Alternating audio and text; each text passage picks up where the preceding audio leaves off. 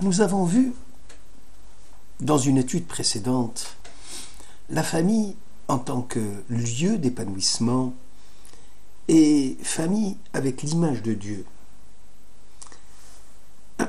Aujourd'hui, nous allons parler d'un autre aspect de la famille qui est celui peut-être le plus beau cadeau que Dieu ait fait à l'humanité. La famille est appelée Matana Tova, exactement comme Shabbat, un bon cadeau. Quand on reçoit un cadeau, lorsque quelqu'un nous fait un don, nous avons une certaine gratitude envers le donateur. Adam et Ève, lorsqu'ils ont reçu le cadeau de leur vie de Dieu, ils étaient reconnaissants. Hakarat Hatov. C'est cette atmosphère de joie et d'amour en vue de promouvoir le bonheur familial qui doit présider au sein de la famille. La famille est un cadeau comme Shabbat. C'est la raison pour laquelle nous trouverons toujours dans les 10 paroles « Respecte ton père et ta mère » suivi de « Souviens-toi du jour du Shabbat pour le sanctifier », comme si le don nécessitait un acte positif, mitzvah, ta'aseh. Le don dans le judaïsme, c'est un don d'amour, mais aussi c'est un don de devoir. Le succès de la famille, de nos familles, ne dépend pas seulement des grands sentiments, je t'aime, tu m'aimes, moi non plus, ne dépend pas uniquement des mots et de sourires, mais du devoir impératif qui oblige au respect, à l'amour, à la fidélité, à la soumission à des corvées pour tout un chacun. Une famille où viendrait à manquer le respect, l'amour, la fidélité, est une famille qui va disparaître. Lorsque nous levons le kidouche vendredi soir en présence de tous les membres de la famille, nous rappelons les deux mémoires du Shabbat, Zecher Lemaase Bereshit et Zecher Litziat Misraïm, en souvenir de la création du monde et en souvenir de la sortie d'Égypte.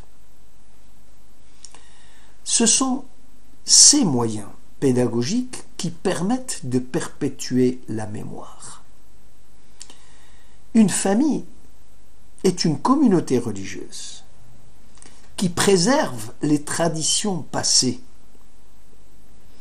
et qui les transmet de génération en génération par l'instruction, par le culte, par le modèle de référence tel qu'il est appliqué à la maison, autour de soi. La famille, c'est aussi quelque chose comme Shabbat, qui est Me'en Olam Haba. Il y a une similitude fondamentale entre la famille et Shabbat. On l'a vu pour le don, on l'a vu par le respect, on l'a vu par la mémoire. Et là, on va plus loin, avec un horizon de fécondité et d'espérance. La famille est comme Olam Haba. Vaibarech Elokim et Yom HaShevi'i Vaikadesh Oto. Nous retrouvons la même chose. Dieu bénit le 7e jour et le sanctifia, et la même formule, Vaibarech Elokim et Adam ve'ishto, Dieu a béni Adam et sa femme. Vaibarech, Vaibarech. De la même façon que tout à l'heure, nous avons vu qu'il y avait une analogie entre le respect des parents et celui du Shabbat. Là, on ouvre un autre espace. Nous parlons de la famille comme lieu de refuge où se nourrit notre nostalgie à tous du paradis. Une famille, c'est un signe du ciel.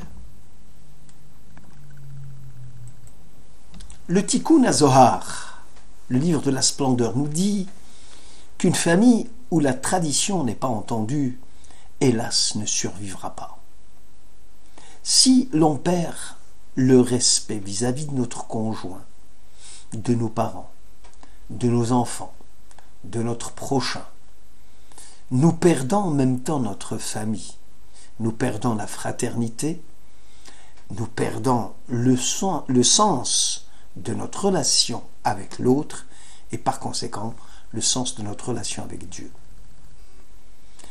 Pensez que la famille et le mariage ne sont jamais des acquis. Comme la petite flamme perpétuelle que les prêtres allumèrent au temple et qu'ils ravivaient tous les jours, il faut penser que la flamme qui forme la famille doit être alimentée quotidiennement. C'est tous les jours qu'il faut manifester l'amour, le respect vis-à-vis de tous les membres de notre famille.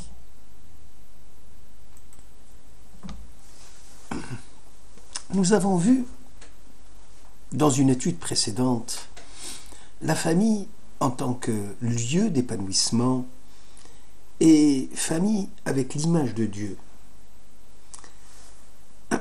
Aujourd'hui, nous allons parler d'un autre aspect de la famille qui est celui peut-être le plus beau cadeau que Dieu ait fait à l'humanité.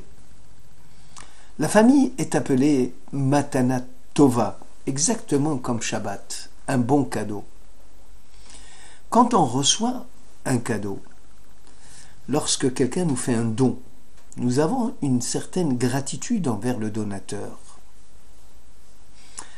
Adam et Ève, lorsqu'ils ont reçu le cadeau de leur vie de Dieu, ils étaient reconnaissants.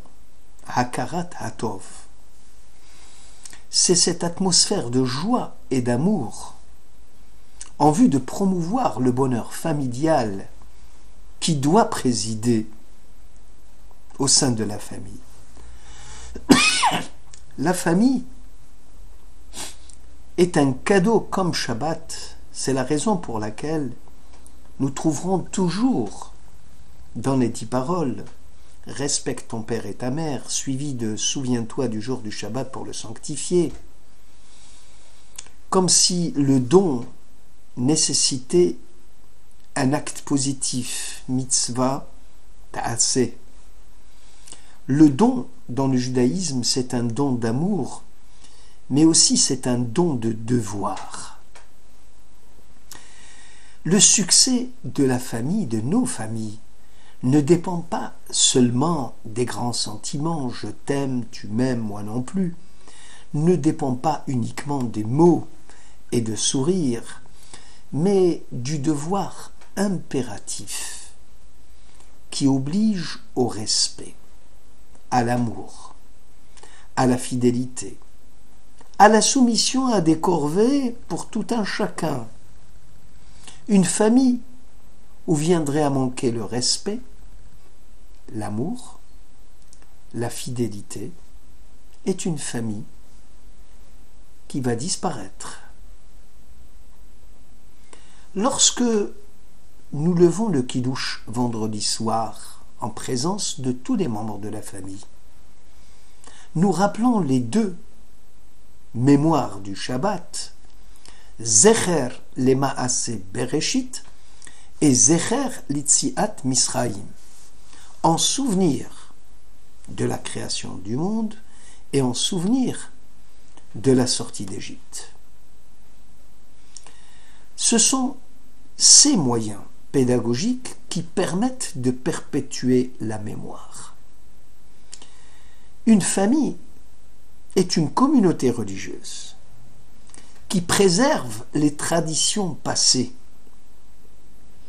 et qui les transmet de génération en génération par l'instruction, par le culte, par le modèle de référence tel qu'il est appliqué à la maison, autour de soi.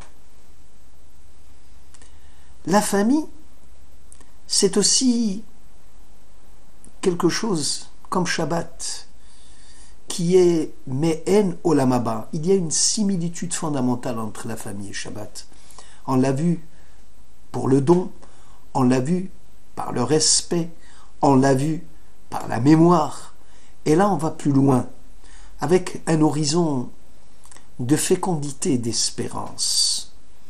La famille est comme Olam Haba. Vaibarech Elokim et Yom HaShevi'i Vaikadesh Oto. Nous retrouvons la même chose.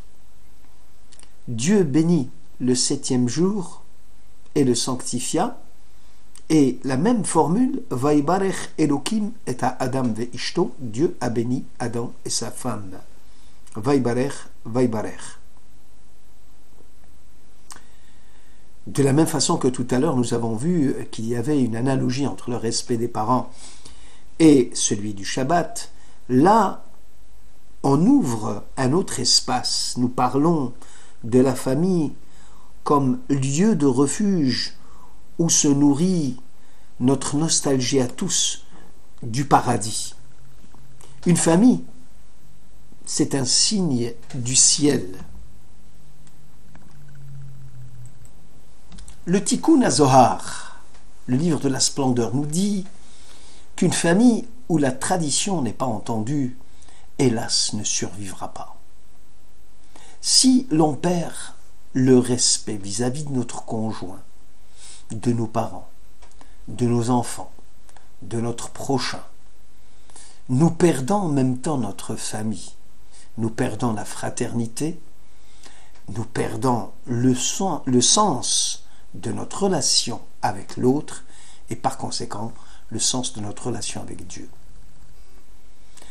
Pensez que la famille et le mariage ne sont jamais des acquis.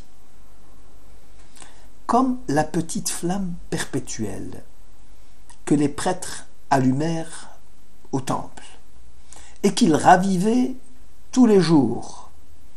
Il faut penser que la flamme qui forme la famille doit être alimentée quotidiennement. C'est tous les jours qu'il faut manifester l'amour, le respect vis-à-vis de tous les membres de notre famille. La famille, c'est ce lieu d'enracinement social et spirituel. Pourquoi ? Parce que l'homme, la femme, les enfants ont besoin de sécurité, ont besoin de valeur, ont besoin d'amour. Et l'aventure de la vie peut être cruelle pour certains. Vous vous rendez compte que quelqu'un qui n'a pas un lieu d'enracinement social, par exemple un SDF qui n'a pas d'adresse, qui n'a pas de travail, qui n'a pas d'insertion sociale, qui n'a pas de sécurité, qui n'a pas de protection, qui n'a pas d'affection, combien il doit être malheureux. Donc la famille, ce lieu d'enracinement social et spirituel, apporte cette espèce de protection nécessaire à l'humain. Et là on comprend aisément que le mariage n'est pas seulement une alliance d'amour, c'est d'abord, avant l'amour, c'est un nid, N-I-D, un lieu que l'on choisit, un lieu que l'on écrit sur les faire-part du mariage. C'est une boîte aux lettres commune aux deux époux. Et le foyer devient donc l'espace aménagé dans l'une des pièces de la maison pour y faire du feu. Lorsque on vit en famille, le feu de la famille nous réchauffe. Il est vivant, il baisse, il reprend, il faut l'attiser, et il est surtout un centre autour duquel se forme un cercle. Il attire les regards, comme la flamme dans la cheminée, il est fascinant. est ici tout un symbole. La famille, donc, c'est un lieu d'enracinement, mais plus que cela. C'est un lieu de transmission de la spiritualité. Veshinantam lebanecha vedibartabam. Tu enseigneras à tes enfants et tu en parleras chez toi, à la maison. La famille, c'est une communauté religieuse, le Shabbat, les fêtes.